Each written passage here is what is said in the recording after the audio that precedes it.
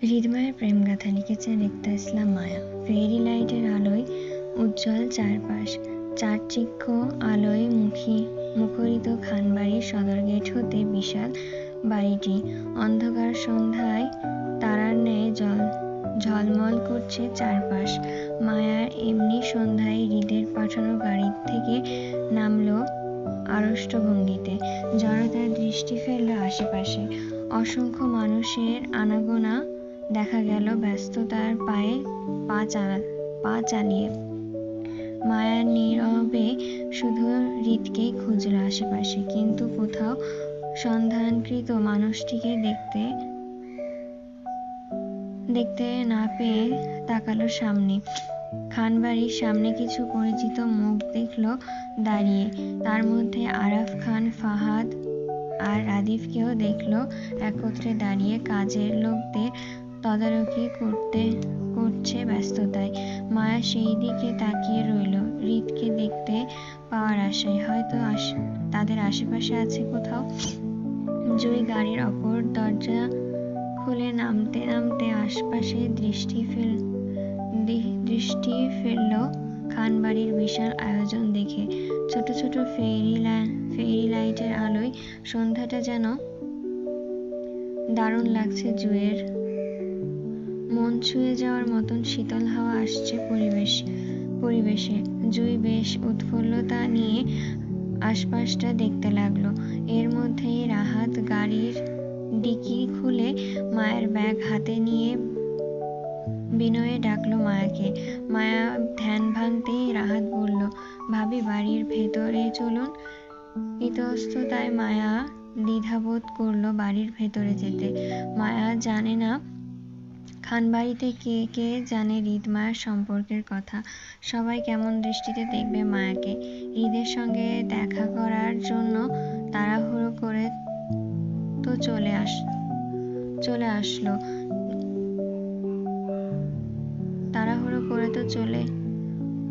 আসলো মায়া। কিন্তু খানবাড়িতে পা রেখে মনে হলো মায়ের এখানে আসাটা উচিত হয়নি, বরং ও ভুল করেছে।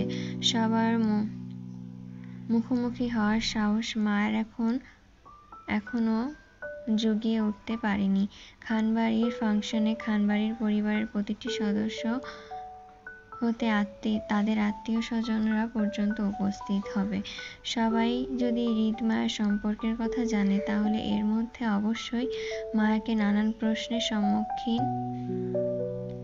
মুখোমুখি হতে হবে। তাছাড়া খানবাড়ির প্রতিটি পারিবারিক ফাংশনে শশীর উপস্থিতি দেখা যায়।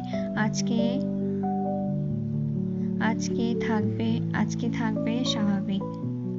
থাকবে এটা স্বাভাবিক। যেখানে শশী আছে সেখানে মায়াকে কেউ সহজে মেনে নিবে না, এটাই স্বাভাবিক। তাছাড়া শশী বা মায়াকে কিভাবে মেনে নিবে তার ভালোবাসার মানুষের বউ হিসেবে? আদৌ সেটা সম্ভব হবে না শশীর জন্য। হয়তো সম্ভব নয়, কিন্তু তাই বলে মায়ারও বা কি করা আছে এতে? মায়া তো আর প্রেমিকা নয় যে রিলেশনে ব্রেকআপ করে নিবে। মায়া হৃদ খানের বিয়ে করা বউ। আর বউয়ের সাথে স্বামীর কখনো ব্রেকআপ হয় না, বরং তালাক হয়। আর এখানে মায়া বা ওর স্বামী কখনোই তালাক চায় না। তাই যত কিছুই হোক না কেন, মায়া কোনো কিছুর বিনিময়ে নিজের স্বামীকে ছাড়বে না অন্য কারোর জন্য। শশী যদি ওর স্বামীর পাস্ট হয়ে থাকে, তাহলে মায়া প্রেজেন্ট। অতীত সবসময় অতীত হয়, অতীত কখনো বর্তমান হতে পারে না। আর না মায়া কখনো হতে দিবে। এবার যতই ঝড় তুফান আসুক না কেন, মায়া সবকিছুর সাথে লড়াই করে নিবে, তারপরও ছাড়বে না। অস্বস্তিকর পরিস্থিতিতে পড়ে মায়ের বুক ভারী হয়ে আসলো তিক্ততার ভাবনায় হুট করে মায়ের মনে হলো ওর সামনে পরিস্থিতি বেশ জটিল হতে যাচ্ছে। সবকিছু কেমন অন্ধকারে ঘেরা। একদিকে মায়ের পরিবার, তো অন্যদিকে হৃদের পরিবার, সাথে বড় বোনের সংসারের অশান্তির কারণটাও মায়া হতে চলেছে। তিক্ততা, ভাবনা, অস্থিরকর পরিস্থিতিতে পড়ে মায়ার গায়ের ওড়নাটা মুঠোয় চাপল। নীরব চোখে আবারও হৃদের সন্ধান করে রাহাতকে প্রশ্ন করলে বলল, আপনার ভাই কোথায়? মায়ের কথা শেষ করতে হলো না, তার আগেই রাহাত চট করে বুঝে নিয়ে বলল, হৃদ ভাই তো বাড়িতে নেই ভাবি, ভাই আছেন ওনার বাবার সাথে। আসলে সামনে নির্বাচন তো, তারপর আবার ভাই অনেকদিন পর চট্টগ্রামে আসলো, সেজন্য দলের সদস্যদের সাথে আলোচনা মিটিং করছেন তিনি। মাঝরাতের আগে ভাই বাড়িতে ফিরতে পারবে না ভাবি। মায়ার বুকে ভারী কষ্টটা যেন দ্বিগুণ হলো। হৃদের আশায় এ বাড়িতে এসেছিল সে, এখন হৃদকে না পেয়ে মায়া যেন মুহূর্তে অসহায় হয়ে পড়ল। একদিকে হৃদের পরিবার, তো অন্যদিকে সবার কঠিন সব প্রশ্নের মুখোমুখি সে কিভাবে করবে? হৃদ তো মায়ের পাশে নেই, কিভাবে জবাব দিবে মায়া? আমি এখানে এসেছি সেটা আপনার ভাই জানে? আগের ন্যায় রাহাত ঝটপট উত্তর আসলো তক্ষুনি। কি বলেন ভাবি, ভাই জানবে না আপনি এসেছেন সেটা? ভাই তো আমাকে দিয়ে গাড়ি পাঠালো আপনাকে এখানে নিয়ে আসতে। ভাই বাসায় ফিরে যেন আপনাকে দেখতে পায়।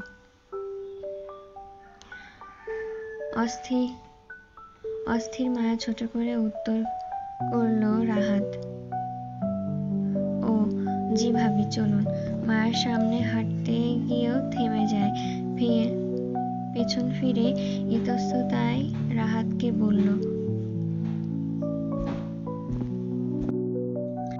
সবাই কি আমার উপরে রেগে আছেন রাহাত ভাই? মায়ের কথায় প্রথমে বুঝতে না পেরে খানিকটা অবাক স্বরেই মায়াকে শুধিয়ে রাহাত বলল, সবাই আপনার উপর কেন রাগ করবে ভাবি, কিসের জন্য?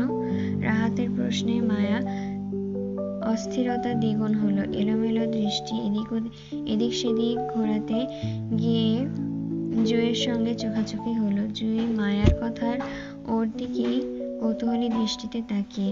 আপাতত সেও রাহাতের মতন জানতে চাচ্ছে খানবাড়ির সবাই কেন মায়ের উপরে রাগ করে থাকবে, কিসের জন্য? মায়া নিজের অপরাধী দৃষ্টি জুঁই থেকে সরিয়ে তাকালো রাহাতের দিকে মিহিসরে পুনরায় বলল, আপনার ভাইয়ের সঙ্গে আমার বিয়ের ব্যাপারটা নিয়ে কেউ? আবারও মায়ের অল্প কথাতেই চট করে বুঝে গেল রাহাত। মায়াকে আশ্বস্ত করে বলল, না ভাবি, আপাতত কেউ রেগে নেই আপনার উপর। সবাই আপনাকে ফাহাদ ভাইয়ের শালী বলেই জানেন এই বাড়িতে। আমার মনে হয় হৃদ ভাইয়ের বাবা মা ছাড়া বাকিরা কেউ আপনাদের বিয়ের ব্যাপারটা এখনো জানে না। যদি জানতো তাহলে অবশ্যই এই নিয়ে দাদা দাদি বা অন্য কেউ আমাকে প্রশ্ন করতো। তাছাড়া বিয়ের ব্যাপারটা এতদিন আপনাদের বাড়িতেও ছড়িয়ে পড়তো। যেহেতু সবকিছুই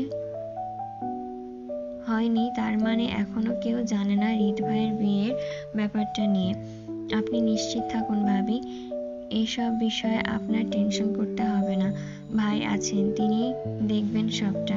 আপনি ভেতরে চলুন ভাবি, আপনাকে বাসার ভেতরে দিয়ে আমাকে আবার ভাইয়ের কাছে ফিরতে হবে, চলুন।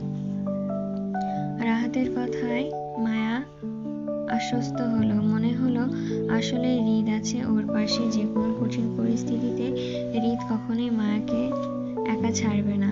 মায়া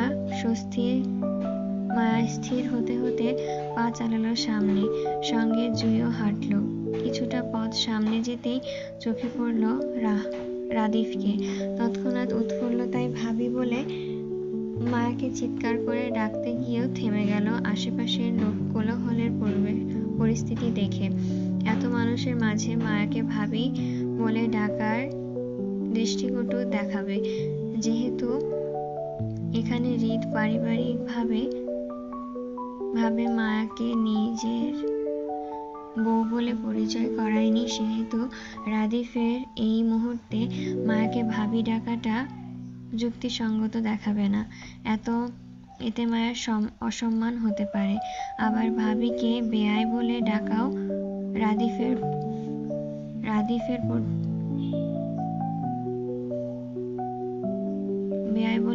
রাদিফের পর্যন্ত নয়। সেজন্যই চুপ করে গিয়ে নিজের কাজে মন দিল। যেদিন সসম্মানে মায়াকে সবার সামনে ভাবি ডাকতে পারবে, সেই দিন না হয় ভাবি ডাকবে। ততদিন না হয় সবার অগোচরে ভাবি ডাকলো মায়াকে। তারপরও বড় ভাইয়ের ভাবিকে অসম্মানজনক কিছু ডাকবে না সে। রাদিফের সঙ্গে দাঁড়ানো ফাহাদ দুই শালীকে দেখতে পেয়ে হাসি মুখে এগিয়ে আসলো মায়া আর জুঁয়ের দিকে। বড় ভাইয়ের মতন স্নেহময় হাত বুলালো মায়া জুঁয়ের মাথায়। কুশলাদি বিনিময় করতে রাহাতের থেকে মায়াদের কাপড়ের ব্যাগটা নিতেই রাহাত তাড়াহুড়োয় চলে গেল হৃদের উদ্দেশ্যে। ফাহাদ মায়াদের নিয়ে প্রথমে গেল আরাফ খানের কাছে। তিনি মায়া জুঁইকে দেখতে পেয়ে উজ্জ্বল হাসিতেই মায়ার সালাম দিয়ে বিনয়ে বললেন, আসসালামু আলাইকুম দাদা ভাই, কেমন আছেন? মায়ার সালামের উত্তর দিতে দিতে বলল, আলহামদুলিল্লাহ ভালো নাতনি সাহেবা।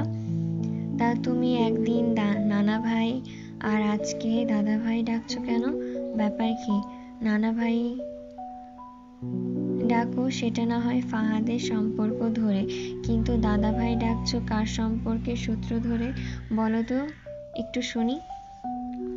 আরাফ খানের কথায় যুক্তিতে মায়াও চুপসে গেল। হৃদের সম্পর্ক ধরে আরাফ খানকে দাদা ভাই ডাকছে, সেটা চট করে বলতে পারছে না মায়া। অসহায় মায়া ধরা পড়ে যাওয়ার ভয়ে রাদিফের দিকে তাকালো। রাদিফ মায়ার ভয়ের কারণ বুঝতে পেরে তৎক্ষণাৎ এগিয়ে আসলো। মায়ের কথার উত্তর দিয়ে আরাফ খানকে বলল, তিনি হচ্ছেন আমার ভাবির স্বামী, তার বউয়ের একমাত্র শ্বশুরের একমাত্র বাপ, তার একমাত্র বড় নাতির একমাত্র বউ হিসেবে তোমাকে দাদা ভাই ডাকছে তাই মায়া, তাই না মায়া?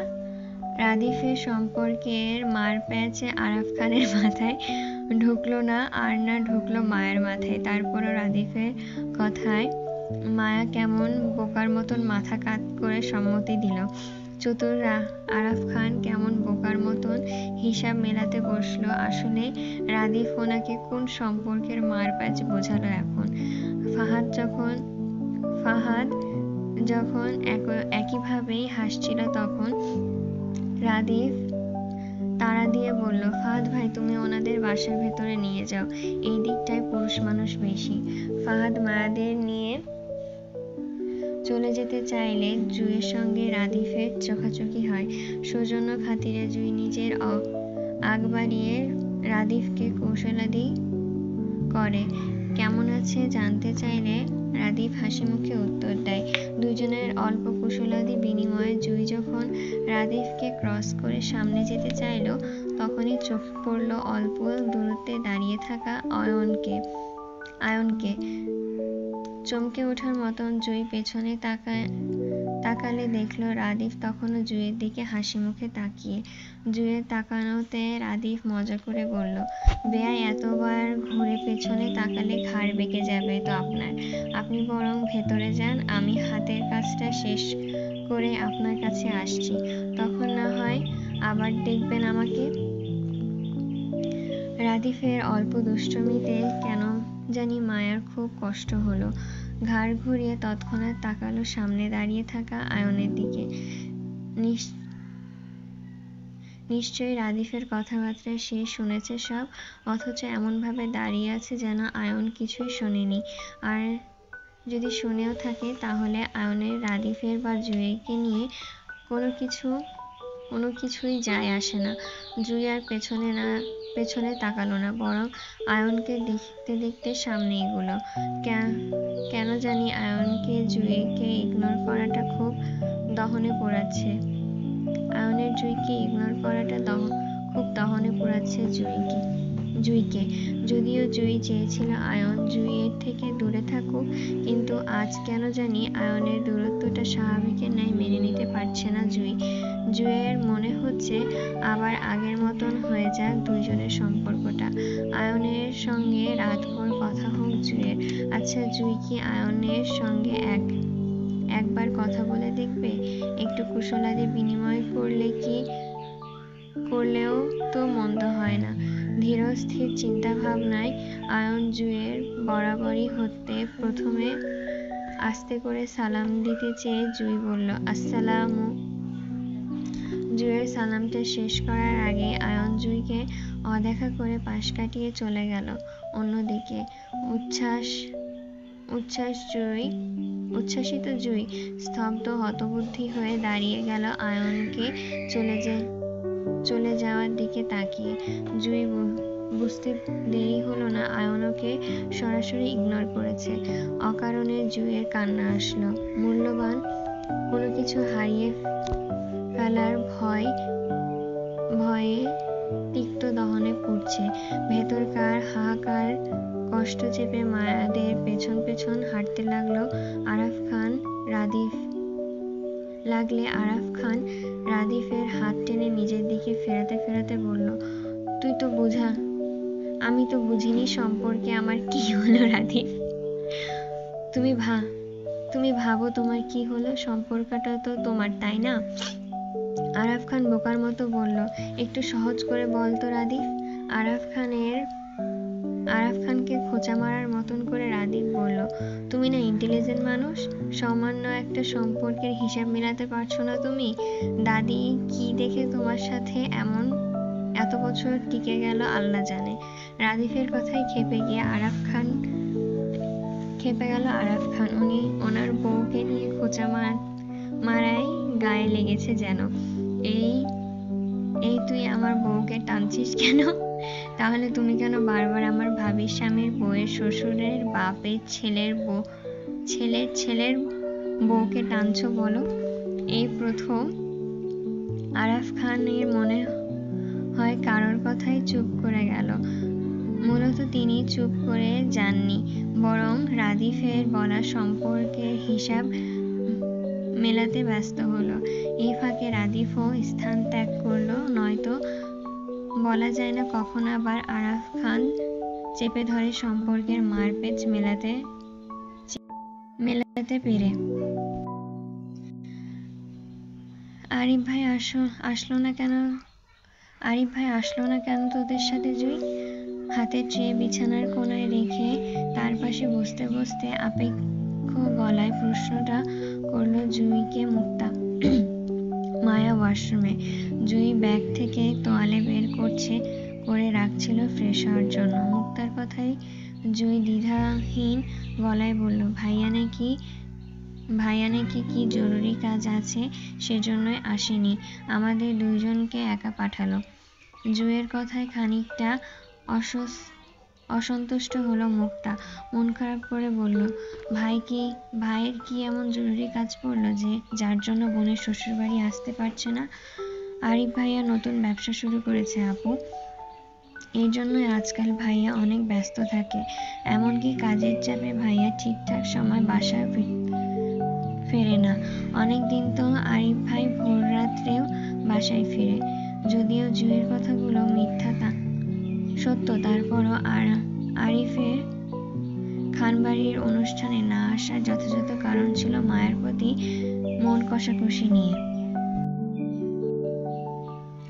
যেটা আরিফের ব্যস্ততার অজুহাতে গোপন করে গেল জুই। মন খারাপের মুক্তা থেমে নেই। আজ 3 মাস পর বোনদের কাছে পেয়েছে সে। যদিও এই 3 মাসে মুক্তার 2-1 বার গিয়েছিল ফাহাদকে নিয়ে নিজের বাপের বাড়িতে বেড়াতে, তবে সেখানে ভাই বোনদের কারোর দেখা পায়নি ও। হুট করেই আবার মায়ার ফিক্সড হয়ে যাওয়া বিয়েটাও আরিফ ক্যান্সেল করে দিল। বাসায় কত ঝামেলা হলো। আরিফ আবার শরীফুল চেয়ারম্যান পরিবার ওদের বাবাকে কত কথা শোনালেন। মানহানির মামলা দিতে চেয়ে হুমকি ধমকি দিয়েছিল, কিন্তু নাহিদ ছেলেটা সেই দিন শরীফুল ইসলামের পাশে দাঁড়িয়েছিল, নিজের পরিবারকে বুঝিয়ে শান্ত রাখলো। আবার শরীফুল ইসলামের সঙ্গেও কথা বলেছিল আরিফের সঙ্গে কথা বলবে বলে। হুট করে কেন আরিফ বিয়েটা ক্যান্সেল করতে চেয়েছে? এতে দুই পরিবারের সম্মান জড়িয়ে আছে। অলরেডি পুরো এলাকা জানাজানি হয়ে গেছে চেয়ারম্যান ছেলের সঙ্গে শরীফুল ইসলামের ছোট মেয়ে বিয়ে ফিক্সড হয়ে আছে। এই ব্যাপারটা এখন এই মুহূর্তে যদি কোনো কারণ ছাড়া আরিফ বিয়েটা না করে দেয়, তাহলে স্বাভাবিকের ন্যায় সবার সম্মানে আঘাত লাগবে। এলাকার মানুষ সমালোচনা করবে, নিন্দা জানাবে। এর জন্যই শরীফুল ইসলাম চেয়েছিলেন মায়া জুঁইকে নিয়ে আরিফ আশুগঞ্জে ফিরতে। ওনাদের ধারণা ছিল আরিফ একবার মায়াকে নিয়ে আশুগঞ্জ ফিরলে যেভাবে হোক মায়াকে নাদিমের সঙ্গে রাতারাতি বিয়েটা দিয়ে দেবে, আরিফকে বুঝিয়ে শুনিয়ে। যদি আরিফ এতে রাজি না হয়, তারপরও বিয়েটা সম্পন্ন করত মায়ের পরিবার। অন্তত নিজেদের দেওয়া ওয়াদা রক্ষা করার জন্য হলেও মায়াকে চেয়ারম্যান পরিবারে বিয়ে দিত। তাছাড়া এখানে বিয়ের জন্য মায়া তো আর আমোদ করেনি, সেহেতু বিয়েটা সবাই সম্পন্ন করতে চায় যেভাবেই হোক। কিন্তু আরিফ সেই সব কিছু তোয়াক্কা করলো না। হুট করে মায়ের বিয়েটা ক্যান্সেল করে মায়াকে নিয়ে আর ফিরল না আশুগঞ্জ। ফোনে নাদিমের সঙ্গে আরিফের কি কথা হয়েছিল মুক্তা জানে না, কিন্তু তারপর থেকে চেয়ারম্যানের পরিবার সবার বেশ স্বাভাবিকভাবেই রয়েছে মুক্তার পরিবারের সঙ্গে। তবে মায়ের বিয়েটা একেবারে ভেঙে যায়নি, বরং এখনো আগের ন্যায় আছে। শরীফুল ইসলাম কিছু সময় চেয়েছিলেন চেয়ারম্যানের থেকে নিজের ছেলে মেয়েকে বাড়ি ফিরলে এই নিয়ে কথা বলবেন সবার সাথে। ততদিন যেন অন্তত সময় দেয় শরীফুল ইসলামকে চেয়ারম্যান সাহেব। যেদিন শরীফুল ইসলামের কথা রেখেছিলেন চেয়ারম্যান সাহেব, তারপর থেকে মায়ের বিয়ের বিষয়টা আপাতত স্থগিত আছে। পুনরায় আলোচনায় বসবে যখন মায়াকে নিয়ে আরিফ আশুগঞ্জ যাবে তখন। কিন্তু এত কিছুর মাঝে আরিফের মতামত শূন্য। না নিজের বাড়িতে যাচ্ছে আর না মায়াকে যেতে দিচ্ছে।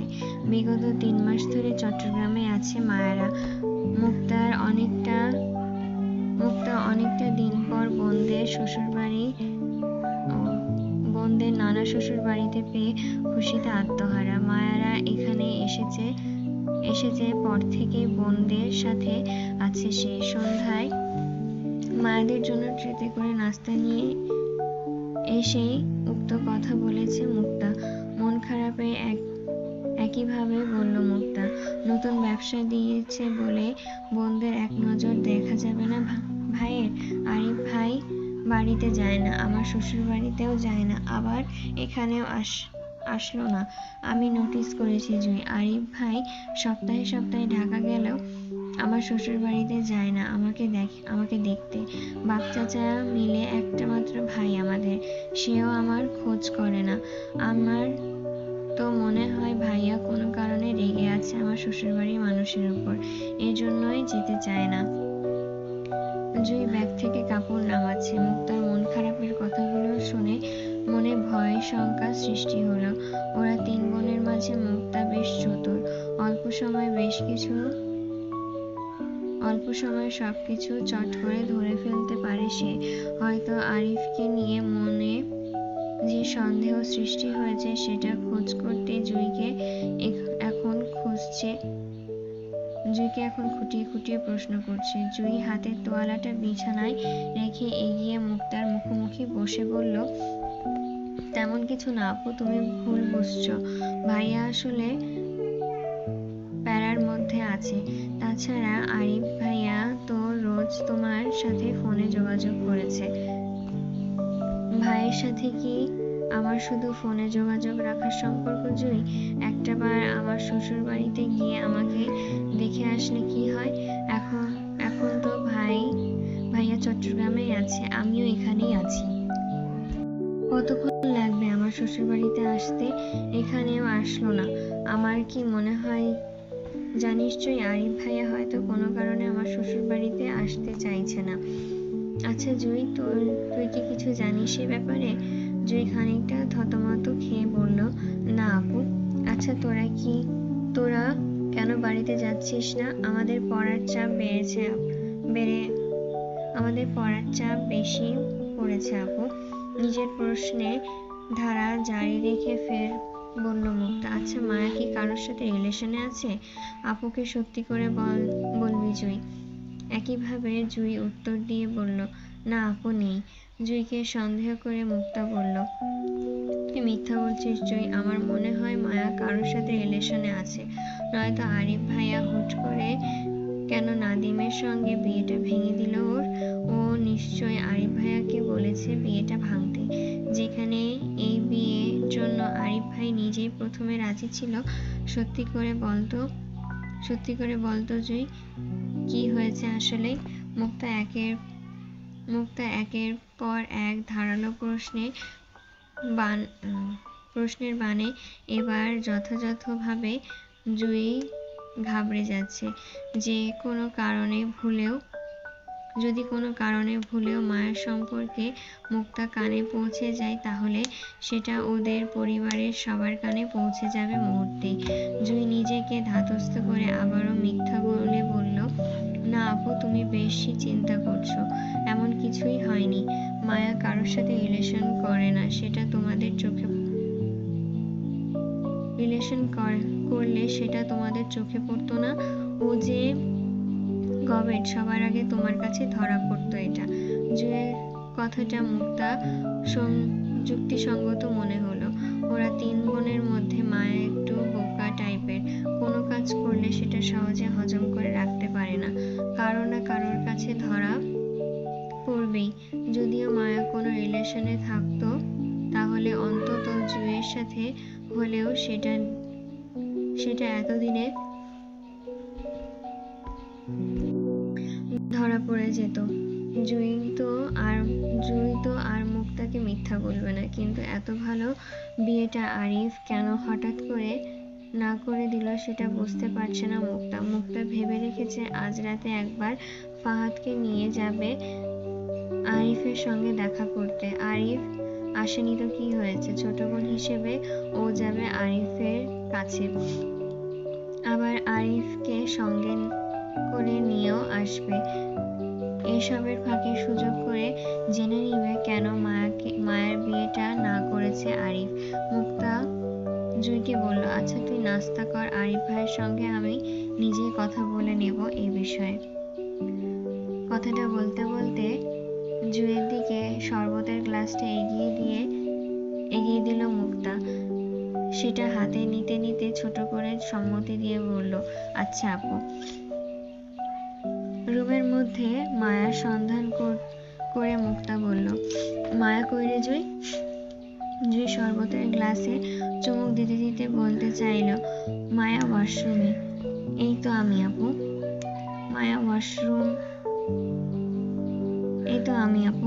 জুয়ের কথা শেষ করার আগে মায়া ওয়াশরুম থেকে বের হলো ফ্রেশ হয়ে। এর মাঝেই মুক্তার কথাটা শুনে উত্তর করল সে। মায়াকে ডেকে মুক্তা বলল, এইদিকে আয়, নাস্তা করে যা। মায়া এগিয়ে এসে জুয়ের বিছানায় রাখা তোয়ালেটা তুলল। হাত মুখ মুছতে মুছতে বসলো জুয়ের পাশাপাশি। মুক্তা এগিয়ে দেওয়া শরবতের গ্লাসে চুমুক শেষ করতে করতে 3 বোনের মধ্যে গল্পের আসর জমল। সেই আড্ডার মাঝে উপস্থিত হলো সেজতি শশীকে দেখে জুই তাকালো মায়ের দিকে। মায়াও খানিকটা অস্বস্তিতে তাকালো জুঁইয়ের দিকে। দুজনের চোখাচোখি হতে জুঁই চোখের ইশারায় আশ্বস্ত করলো মায়াকে। মায়া খানিকটা স্বাভাবিকের ন্যায় তাকালো শশীর দিকে। শশীর হাস্যোজ্জ্বল মুখে মায়ের পাশে ঘেঁষেই বসলো। মায়াকে শশীর ব্যক্তিগতভাবে পছন্দ। ছোটখাটো কিউট মেয়ে মায়া,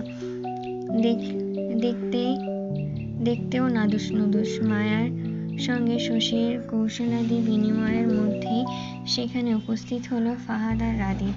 মূলত ফাহাদ এসেছে নিজের বউয়ের খোঁজে। রাদীফ আর ফাহাদকে একটু বের হতে হবে আজ কাজে। মুক্তা বলেছিল সে আরিফের সঙ্গে দেখা করতে মুরাদপুর যাবে। যেহেতু ওরা দুইজন ওই দিকেই যাবে, এজন্য ভাবলো মুক্তাকে সঙ্গে নিবে। কিন্তু মুক্তার খোঁজে ফাহাদ গেস্টরুমে পৌঁছাতে সেখানে মায়ের সঙ্গে সেজতি আর জুঁইকে দেখতে পেল। হাতে স্পিরিটের ক্যানে তখন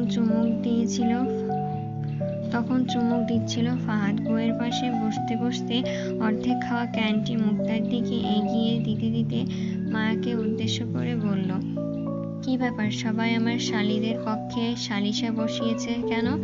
কার গসিপিং চলছে এখানে? ফাহাদের কথায় জুঁই মজার ছলে উত্তর করল, দুলাভাই আপনার। ফাহাদ জুঁইয়ের কথায় তাল মিলিয়ে একইভাবে বলল, বাপরে, তাহলে আজকের ভিলেন মনে হয় আমি? জুঁই হেসে বলল, বলতে পারেন। হাতের একটা ক্যানে চুমুক রাদীফও দিচ্ছিল, কিন্তু অপর হাতে ইনটেক ক্যান সবার সামনে মায়ের দিকে বাড়িয়ে দিতেই মায়াও কোনো রকম দ্বিধা ছাড়াই সেটি রাদীফের হাত থেকে নিল। ট্রেতে নাস্তা রেখে রাদীফের দেওয়া ক্যানটি খুলে মায়া একটু চুমুক বসালে রাদীফের পাশ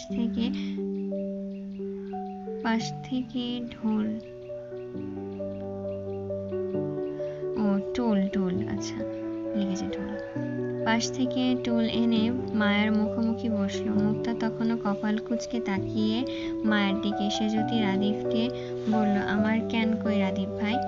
রাদীফ ঠান্ডা ক্যানে চুমুক দিতে দিতে বলল, তোর ক্যান ফ্রিজে আছে, গিয়ে নিয়ে আয় যা। রাদীফের সঙ্গে মায়ের স্বাচ্ছন্দ্য আচরণ করার বিষয়টা ফাহাদের চোখেও লাগলো। এখানে আসার সময় গরমের জন্য ওরা ফ্রিজ থেকে ঠান্ডা ক্যানগুলো নেওয়ার সময় রাদীফ নিজের জন্য দুটো ক্যানের বোতল উঠালে তখন ফাহাদের মনে হয়েছিল রাদীফ হয়তো নিজের জন্য দুটো নিচ্ছে। কিন্তু এখানে এসে একটা মায়াকে ধরিয়ে দিতেই বুঝতে পারল তখন ফাহাদ দুটো নিজের জন্য নয়, বরং একটা মায়ের জন্য নিয়েছে। সেজতির কথায় রেশ ধরে ফাহাদ রাদীফের সঙ্গে মজা করতে চাইল মায়াকে নিয়ে। মশকরার ছলে বলতে চাইল,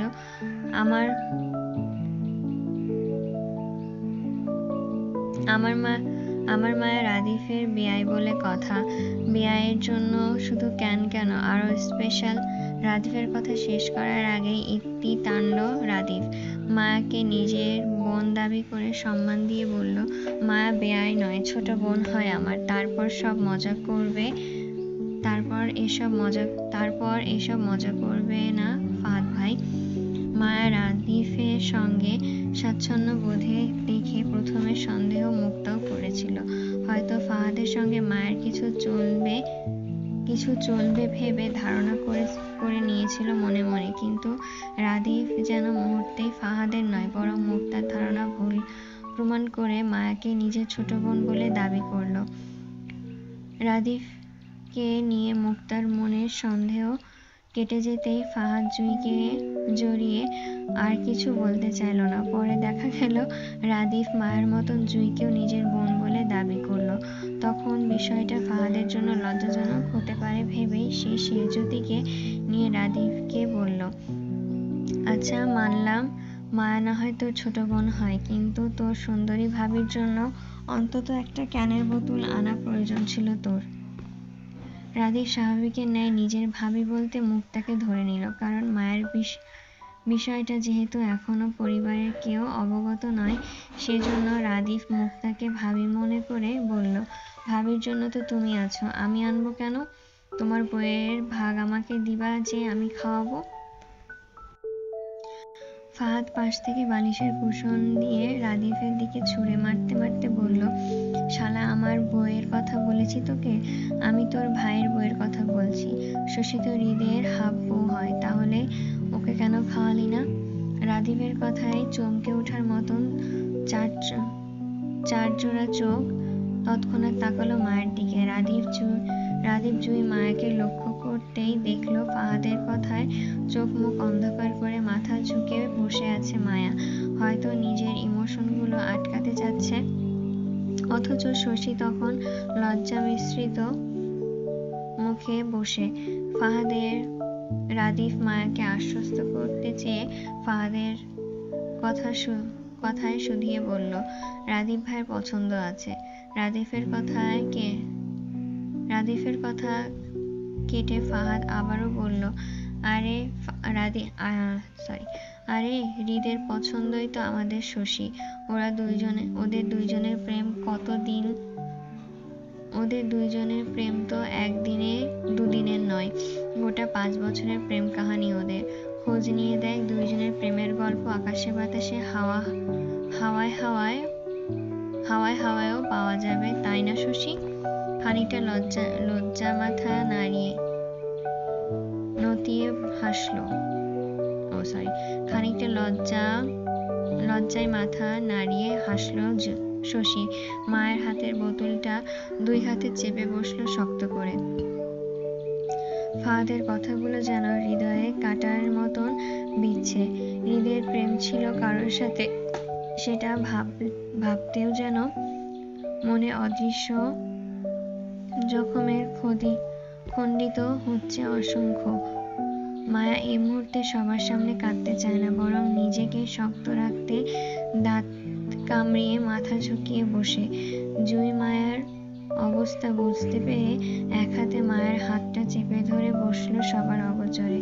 রাদিফ মায়ের মনের অবস্থা বুঝতে পেরে ফাহাদের উপর বিরক্ত হলো। খানিকটা রাগ হয়ে সরাসরি বলল, ভুল জানো তুমি ফাহাদ ভাই, রাস্তার মোড় অনেক আগেই ঘুরে গেছে। আমি জানি না আদৌ শশীর সাথে হৃদ ভাইয়ের কিছু ছিল কিনা, তবে এতটুকু বলতে পারি, হৃদ ভাইয়ের পছন্দের মানুষ শশী নয়, বরং অন্য কেউ।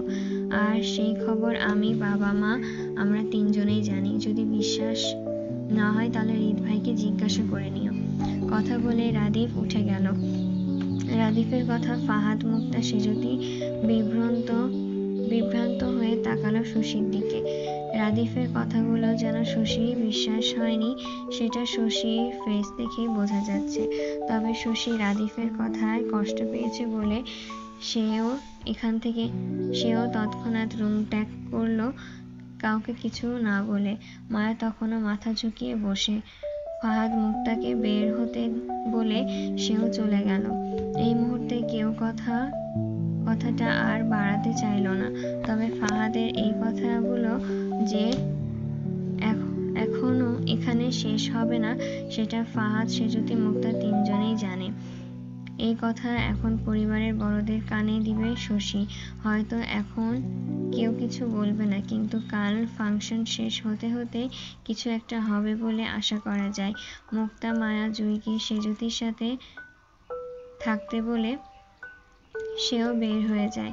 মায়া রাদিফের কথায় আশ্বস্ত হলেও হৃদের প্রথম ভালোবাসা শশীকে ভেবে এক বুক কষ্ট সারা রাত পার করলো হৃদের অপেক্ষায়। কিন্তু কোথাও হৃদের বা অন্য কারোর দেখা নেই। মাঝরাতের দিকে ফাহাদকে দেখা যায় মুক্তাকে নিয়ে খানবাড়িতে ফিরতে। আরিফের সঙ্গে দেখা করেছিল ওরা। আরিফ কাল খানবাড়িতে মেজবানে আসবে বলে আশ্বস্ত করলো মুক্তাকে, কিন্তু হৃদ সেই দুপুরে নেহাল খানের সঙ্গে বের হয়েছিল। সারা রাত গেল, অথচ সে ফিরতে পারেনি কাজের চাপে। রাত পার হয়ে সকাল হলো। মায়া সকালে মানুষের হইচয়ে ঘুম থেকে উঠে হৃদের খোঁজ করলো। শোনা গেল হৃদ তখনও বাসায় ফেরেনি। এক বুক কষ্টে মায়া তখনই কেঁদে ফেলল। ডাগর আখিদ্বয় চিকচিক করলো নোনা জলে। মায়াকে বারবার চোখ মুছতে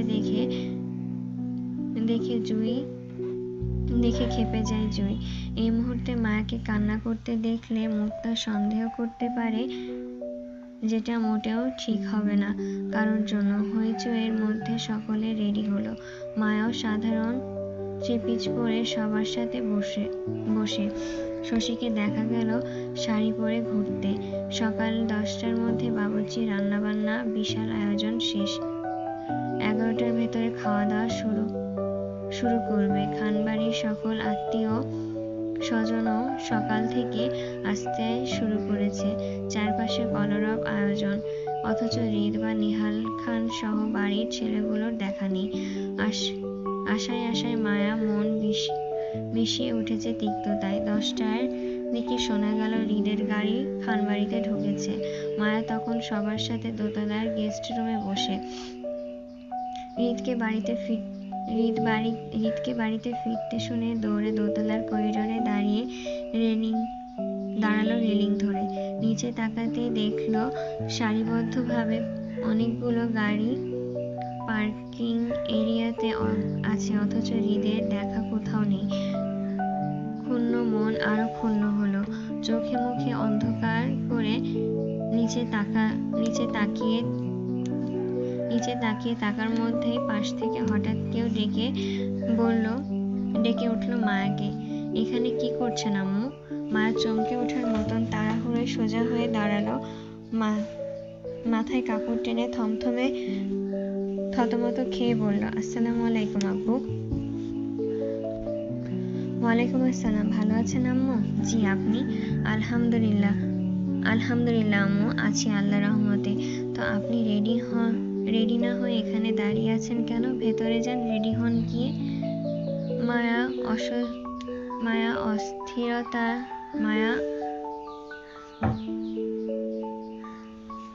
মায়া অস্বস্তিতে আর আছড়ে মাথার কাপড়টা আরো একটু টেনে বলল, ভালো লাগছিল না, সেজন্য একটু দাঁড়িয়েছিলাম, এক্ষুনি চলে যাচ্ছি। মায়ের কথায় নিহাল খান ক্লান্তিতে হেসে বলল, আপনার শ্বশুর বাড়ি এটা, আপনি যেখানে খুশি সেখানে দাঁড়াবেন, সমস্যা নেই। আগে রেডি হয়ে নিন, এই বাড়ির বড় বউ আপনি, সবাই আপনাকে দেখবে, খান বাড়ির বউ হিসেবে চিনবে। আপনি বরং একটা মার্জিত শাড়ি পরে নিন আম্মু। মায়া আর সাহস হলো না নিহাল খানের মুখে আর কিছু বলতে। কেমন রোবটের মতন মাথা নাড়িয়ে সম্মতি দিল শুধু। নিহাল খান অল্প হেসে স্থান ত্যাগ করলে মায়াও নিজের রুমে গেল। ব্যাগ খুলে গাঢ় নীল মসলিন তাঁতের জামদানি শাড়ি খুলে সেটা পরল জুয়ের সাহায্যে। এই শাড়িটা সেদিন রাফা পছন্দ করে কিনে দিয়েছিল মায়াকে আজকের দিনে পরার জন্য, কিন্তু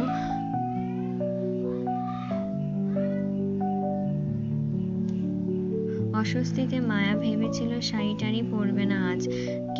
যদি কেউ জিজ্ঞাসা করে মায়া কেন আজ শাড়ি পরেছে, তাহলে কি উত্তর দিবে সে? সেই চিন্তায় মায়া প্রথমে শাড়ি পরতে চায়নি, কিন্তু এখন নিহাল খানের বলায় মায়ের শাড়ি পরাটা বাধ্যতামূলক হয়ে গেছে। নয়তো নিহাল খানের আদেশ করার পরও যদি মায়া শাড়ি না পরে, তাহলে বিষয়টা দৃষ্টিকটুর আর বেয়াদবি দেখাবে, যেটা মায়া করতে চায় না বলে দ্বিধামনা করে শাড়িটা পরে নিল। কিন্তু কেউ জিজ্ঞাসা করলে কি বলবে, সেটার চিন্তায় ভয় থাকলো। মায়া শাড়ি পরা শেষ করতেই রুমে ঢুকলো মুক্তা, হাতে নিজের দুটো শাড়ি নিয়ে। মায়াকে গাঢ় টকটকা নীল শাড়িতে দাঁড়িয়ে থাকতে দেখে সেই দিকে কয়েক সেকেন্ড মুগ্ধ চোখে তাকিয়ে থেকে বলল, মাশাআল্লাহ, তোকে বেশ সুন্দর লাগছে শাড়িতে মায়া। এই শাড়িটা কোথায় পেয়েছিস তুই? জুই তখন মায়ের সামনে বসে কুচিগুলো গোছাচ্ছিল। মায়া মুক্তাকে দেখে ভয়ে ভয়ে বলল, আরিফ ভাই কিনে দিয়েছে এটা। বাহ, সুন্দর হয়েছে, তোকে অনেক মানিয়েছে। কথাটা বলে মুক্তা হাতের শাড়িগুলো বিছানার উপরে রাখতে রাখতে আবারও বলল, আমি আরো তোদের দুইজনের জন্য দুটো শাড়ি এনেছিলাম। রাদীপ বলল, নিহাল আঙ্কেল নাকি মেয়েদের সবাইকে আজ শাড়ি পরতে বলেছে।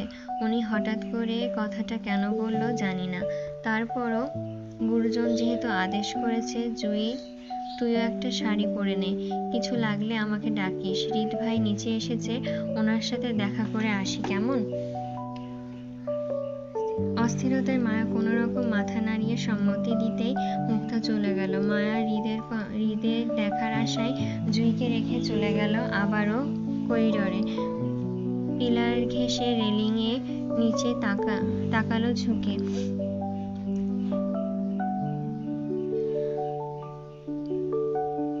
অস্থিরতায় আশেপাশে তাকিয়ে আবারও হৃদকে কোথাও দেখতে অস্থিরতায় আশেপাশে তাকিয়ে আবারও হৃদকে কোথাও দেখতে না পেয়ে চোখ চিকচিক করলো নোনা জলে। ভঙ্গুর হৃদয়ে জেদ করে সেইখানে দাঁড়িয়ে রইল। হৃদ তখনও সবে নিচ থেকে উপরে উঠছিল ক্লান্তিতে। সারা রাতে ঠেলে শরীর রু রু করছে ক্লান্তিতে। লম্বা শাওয়ার না নিলেই নয়। এরই মধ্যে সিঁড়ি বেয়ে করিডরে পা রাখতেই চোখে পড়ল নিজের বুকে নীল শাড়িতে দাঁড়িয়ে থাকতে। থমকে যাওয়ার মতন সেইখানেই দাঁড়িয়ে অপলক দৃষ্টিতে তাকিয়ে। মায়ার দ্বিগুণ চুলগুলো এলোমেলো হাতে খোঁপা করে সাজুগুজুবিহীন রেলিং ধরে দাঁড়িয়ে হয়তো নিচে তাকিয়ে কারো সন্ধান করছে। মায়ার সৌন্দর্যটা যেন মুহূর্তে স্নিগ্ধতা ছড়ালো হৃদের মাঝে।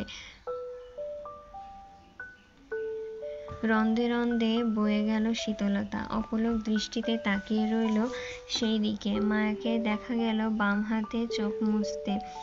রেলিং ধরে নিচে ঝুঁকে আবারও কোনো কিছু সন্ধান করতেই হৃদ কপাল কুঁচকায়।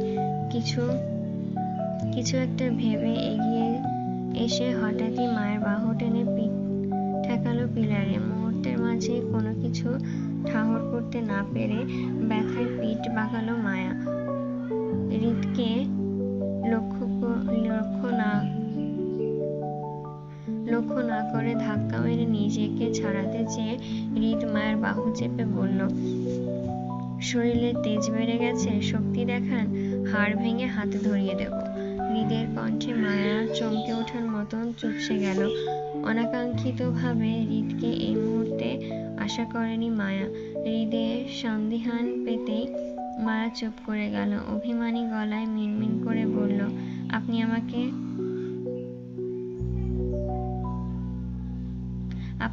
ছোবেন না, যান। তাহলে কাকে ছোবো? আপনি রাতে আসেননি কেন? আমি অপেক্ষায় ছিলাম। আপনি ডেকেছেন যে আসবো। মায়া গাল ফুলিয়ে অভিমানী গলায় ফের বলল, আপনি তো আমার কল রিসিভ করেন না। কল রিসিভ করার মতন কাজ করেছেন যে রিসিভ করব? হৃদের কথায় মায়া আবারও চুপ করে গেল। চোখের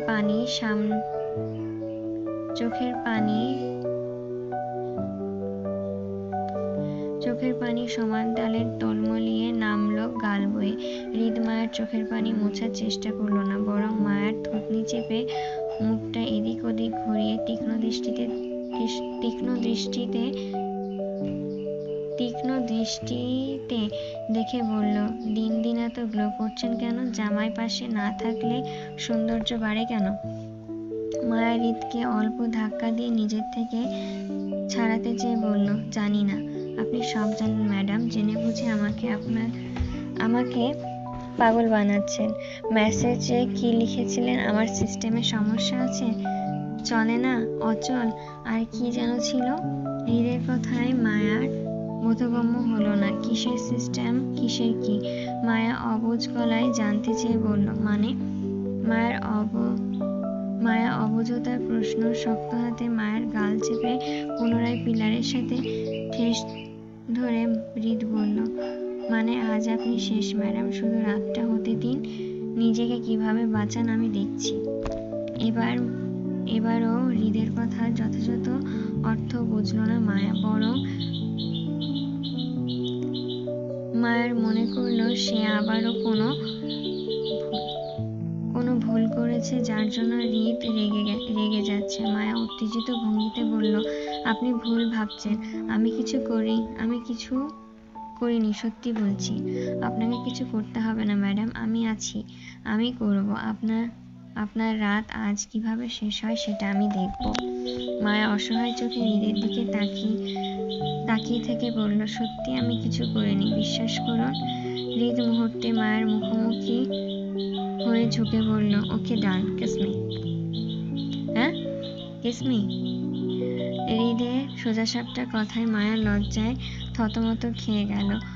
মুহূর্তেই চোখে ভেসে উঠল হৃদকে চুমু খাওয়ার কালকের দৃশ্যগুলো। মায়া লজ্জায় নতমস্তিষ্ক হতে চেয়ে হৃদের হাত ওর গালে চেপে থাকার কারণে হয়তো পারল না। তারপরও মায়া হৃদের চোখে চোখ রাখতে না পেরে লজ্জায় চোখ খিচে বন্ধ করে বলল, আমি পারবো না, সরুন, আমি যাব। হৃদ মায়াকে লজ্জা পেতে দেখে হঠাৎ নরম হয়ে আসলো। মায়ের সাথে ঘনিষ্ঠতা বাড়াতে চেয়ে শাড়ি ভেদ করে মায়ের উন্মুক্ত কোমরে হাত ভেজালো, মাথা ঝুঁকিয়ে কপাল ঠেকালো মায়ের খোলা কাঁধে। আলতো ঠোঁট ছোঁয়াতে মায়া কেঁপে উঠে হৃদের বাহুতে শরীর ছেড়ে দিল ভয়ে। হৃদ শক্ত হাতে আঁকড়ে ধরল মায়াকে, নিজের সাথে মিশিয়ে মায়ের কাঁধে পরপর ঠোঁট ছুঁয়ে উঠল গলায়। তারপর গলা থেকে একইভাবে কানে স্পর্শ করে হৃদ ফিসফিসিয়ে বলল, আমার পারমিশন ছাড়া শাড়ি চেঞ্জ করবে না। মায়া ভয়ে কোনোরকম কম্পিত গলায় অল্প আওয়াজ করে বলল, রাতে আমার রুমে আসবে। মায়া উত্তরের সাথে সাথে হৃদ শব্দ করে চুমু খেল মায়ের গালে। তারপর এ গাল ও গাল, দুই গালে একই শব্দ হলো। কপালে ঠোঁট ছুঁয়ে হৃদ মায়াকে ছেড়ে দাঁড়াতে বলল, আমার রুমে আসো। বলতে বলতে হৃদ সামনে এগোলো। মায়ার কম্পিত শরীর বেশ অনেক সময় নিয়ে জায়গায় দাঁড়িয়ে রইল স্বাভাবিক হতে। যখন নিজের ধাতস্থ করল মায়া কি হয়েছে ওর সাথে, তখন লজ্জায় দুহাতে মুখ ঢেকে নিল। মুহূর্তে হৃদের পেছন রুমে না গিয়ে বরং উল্টো দৌড়ে নিজের রুমে গেল। এই মুহূর্তে হৃদের সামনে দাঁড়ানোর মতন সাহস হলো না আর।